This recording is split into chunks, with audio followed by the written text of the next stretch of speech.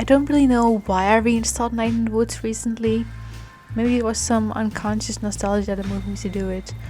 But regardless, I was pleasantly surprised that on my second time playing the game, it seemed that I unconsciously missed a lot of content since my first playthrough. So why is that? How did I not see that this game had much more to offer, but still didn't feel like I had missed out on anything? I'd argue that it is largely because of the game's impeccable story and its enormous trust in the player. It creates a comfortable play that feels natural in everything that it will present to you. And additionally, Night in the Woods is certainly not a game that likes to hold you by the hand or bombard you with information in its tutorial section. And yes, there is a tutorial section. It is very sneakily put in the beginning of the game, and the only thing that gives it away is that it does what it needs to do. Mainly, make you familiar with the game mechanics. Where Night in the Woods differs from other run-of-the-mill tutorials is that it integrates this well into the rest of the game's plot. You are at a bus station because that is how May, our protagonist, reached the town of Possum Springs. You are logged in because the door is busted and a janitor is trying to fix it. You interact with the environment because there are icons that might catch your interest, and because the janitor asks you to get him a drink from a soda machine. All this is done without any objectives popping up or waypoint markers cluttering your screen. It shows that Infinite Fall, the studio behind this game, knew their audiences. They know that people who play this game have experience with games and don't need to be shown the ropes like a kid that just picked up their first console. It also helps that the mechanics are very simple. Most of it is point and click. You see an icon pop up that describes the available action and you interact with it. Besides these are some moments where you control May's arm to push buttons or grab things that, while arbitrary actions, add to the feeling of immersion. With the janitor, you will also be introduced to the wonderful character interactions. There are moments where May has dialogue options for you to pick from that can give the conversation a certain spin. Thankfully, these are not clear-cut good or evil options, and the characters can still respond in a way that you did not intend, again adding to the immersion. And lastly, there are the platforming elements that, despite being a bit wonky due to the very two-dimensional overworld, get the job done. These mechanics are introduced outside of the bus station, where May needs to scale a pile of logs to get through the woods, and an abandoned playground where the game carefully tells you the benefits of jumping multiple times in a row. The tutorial annex prologue ends when May falls down from a power line and is being busted by her Aunt Malkov. Here we'll take a car ride out of this environment and enter the game proper. Coming home and experiencing the first in-game day, you'll become familiar with the general structure. For the bulk of the game, you'll wake up, talk to mom, go into town, hang out with friends, come back home, talk to dad, and go to bed. The cycle will repeat until you reach the last act of the game. It takes on a more continuous shape. In terms of story, there's too much that can fit in this video. I'll just give a quick rundown of the main plot here, so if you haven't played the game before and want to go in blindly, I'd heavily recommend you skip ahead to the next timestamp comes on screen. You play the game as May Borowski, a college dropout who just arrived back in her hometown.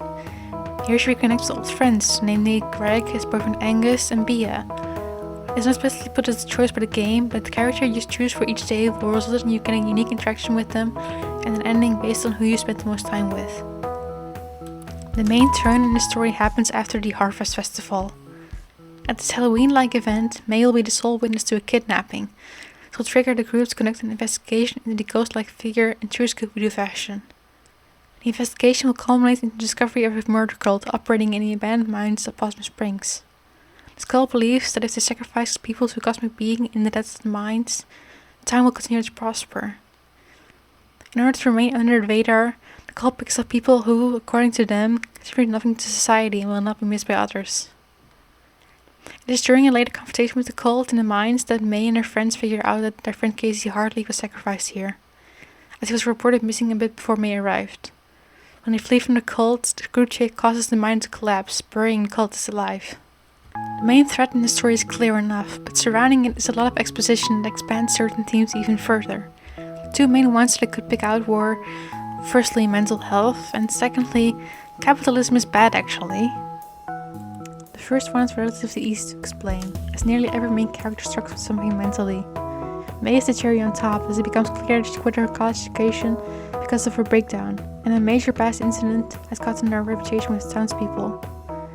Bea is also closely tied into this, as in May's case, she will refer to her grandfather's passing quite a number of times when offering commentary in the game.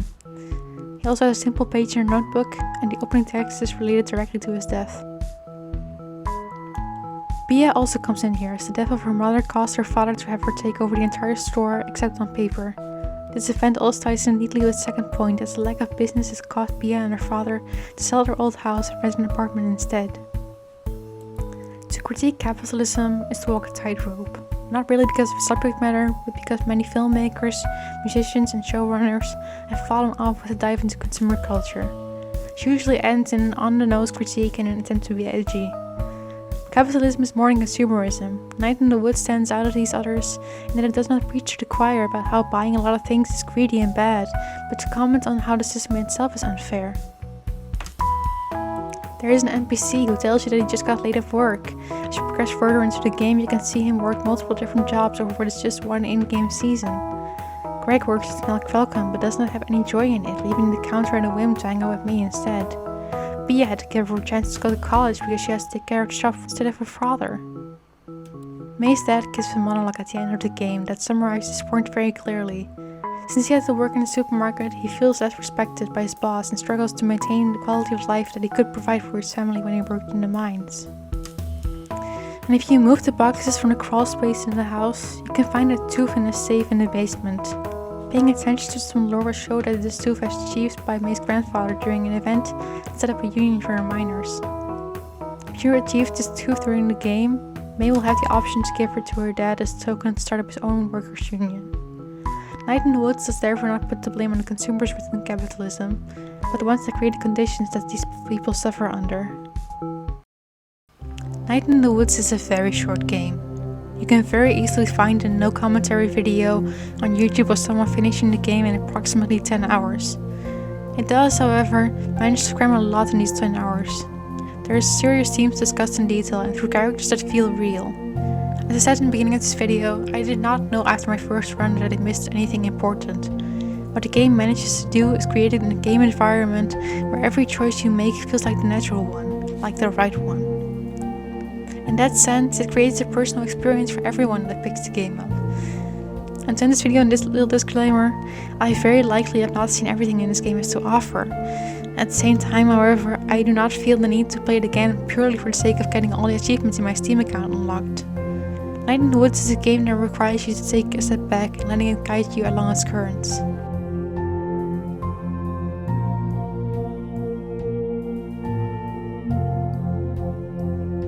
Hello there!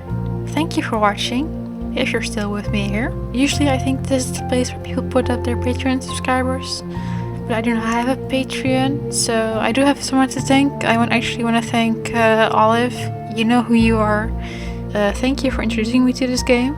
I wanted to end this on a funny note, and actually while recording material from the game to put in this video, I got an achievement unlocked. I killed a cockroach, so I'll just play that here and let you all watch me kill a cockroach.